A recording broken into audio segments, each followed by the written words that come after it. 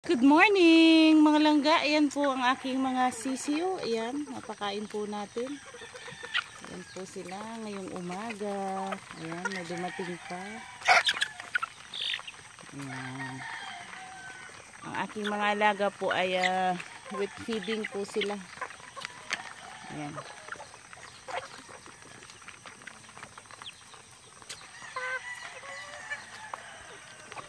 Ang aking digmaan.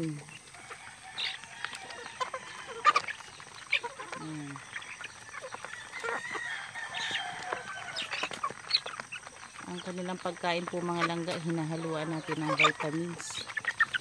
Kasi mas na-absorb ng katawan nila yung vitamins kapag hinalo sa pagkain.